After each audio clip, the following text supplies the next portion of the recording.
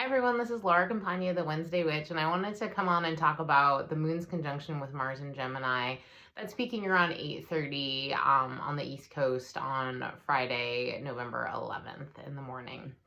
So Mars entered Gemini on August 20th, and this really placed a lot of emphasis on interpersonal communication, what we think, what we're talking about, who we're talking to, and also made certain parts of our bodies a little bit more vulnerable because Mars tends to ramp up activity in whatever area of life it's moving through, but also can be the cause of things breaking or disconnecting in specific ways. So, oh, and also I just wanted to keep wearing my hat all through Scorpio season as long as I can, essentially. So, Mars and Gemini, for a lot of Gemini ascendant and moon clients and friends that I've been hearing from, has absolutely been bringing that extra bit of, movement, activity, and manifestation into their life. It is also making folks vulnerable in a particular way. And how that's going to happen is absolutely dependent upon your chart. But in general, Gemini rules the shoulders, the lungs, the arms, the hands, the fingers. So you just want to kind of take extra care to support yourself while Mars is transiting this area. For me, I'm a writer. It caused a carpal tunnel flare up that I haven't experienced in a decade, and I had to invest in more ergonomically sound office equipment. And that's a good long-term investment that I probably would have delayed making, perhaps to the overall detriment of myself. So Mars and Gemini, Mars in general can kind of bring things to a head that need to be dealt with. But what I'm seeing for folks is that for the people who have like increased activity, it's also accompanied by increased anxiety. And I think that this is true for all of us because Gemini is connected to the mind.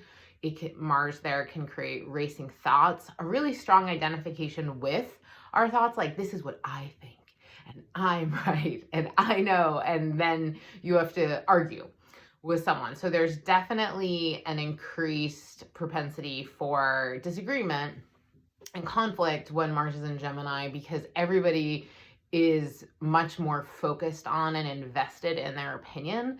And it doesn't mean give up what you think, but when Mars goes retrograde, there's a way in which we're not approaching the world with the usual amount of directness. There's a more internal process happening where we're reconsidering what matters to us and what is worth kind of showing up and fighting for. And also if we're in alignment, if we're in integrity. And that's even more true when Mars is in an air sign, which is about communication and ideas and ideals and thoughts.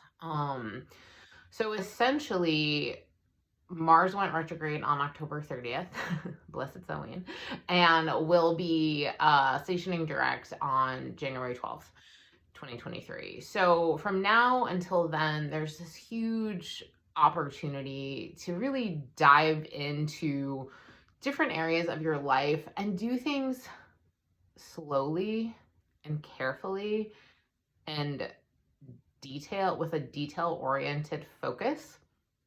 And I was really thinking of it as a labyrinth where you walk around a relatively small area and space, but you do it with so much deliberate intention, and your mind becomes so still that you're able to focus and pick up on details that otherwise you absolutely would have missed. The world is an incredible place, especially, the natural world. And when we're always in our heads and we're not really present for what's in front of us, we can miss most things. It's easy for me to walk through a beautiful area and not see the trees because I'm thinking about a conversation I want to have, or, a disagreement I already had, or just what I'm going to do later. And so Mars in Gemini is really asking us, to give ourselves a little bit of a puzzle or a riddle to solve from now until mid-January, where we tackle an area of our lives. And if you know your chart, you can connect with the Gemini area of life. And we just really dive into it, kind of like an archaeologist excavating an area. And you're just like poring over the little bones and the discovery and the fragments and the shards, and you're trying to puzzle together, put together the bigger meaning, the bigger picture, but you're allowing it to unfold. You're not trying to make it happen. And that's really the beauty of Mars retrograde, is that we can't force things. We can't take that ram approach and just barrel through.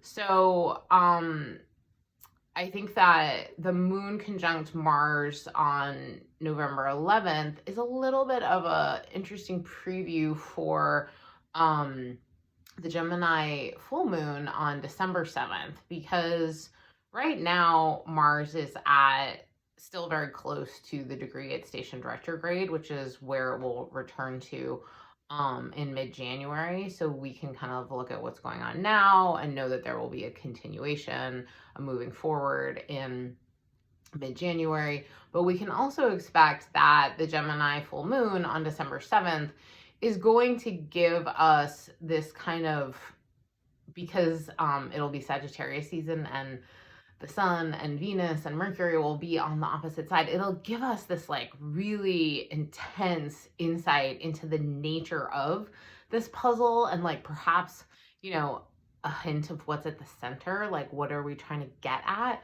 But I'm hearing folks ask, what are the best activities for me to engage in now? And I would say like anything with your hands and your arms, like, is really a fun way to play with this energy, but go gently towards it. So basketball or squash or playing piano, any musical instrument with finger work, quilting, getting acupuncture done. I'm definitely trying to get to my local acupuncture community center on my to-do list. Balancing your budget, looking at your spreadsheet, getting into those Excel files and really digging around, or recognizing that like that's not gonna happen and like you need help and just like being willing to kind of wave the white flag wherever it is that doesn't feel like you can actually muster through.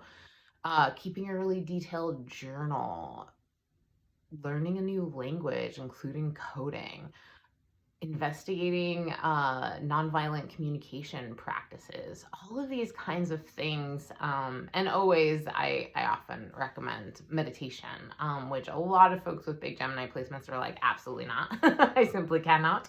And I respect that. And so I say, whatever it is that stills your mind and gives a little support to your nervous system. So I hope that you go gently into the weekend. The nice thing is that once the moon clears Mars, it's going to be in a square with Jupiter in Pisces, which is going to be like, okay, on the other side of this increased anxiety or mental activity or sense of overwhelm that we can feel leading up to the moon's conjunction with Mars and Gemini, there will be like a relief or a gift or some kind of little blessing on the other side. So I hope that carries you gently into the weekend. It's certainly different not having Jupiter and Aries to sextile the moon in Gemini and give it that kind of support, but we can kind of see what Jupiter and Pisces is offering from this final pass through its mutable water sign. So I hope that is supportive of your journey with the moon in Gemini over the next couple of days, and sending you all lots of love for a beautiful weekend. And if you'd like to learn more, you can visit lauracampagnaAstrology.com.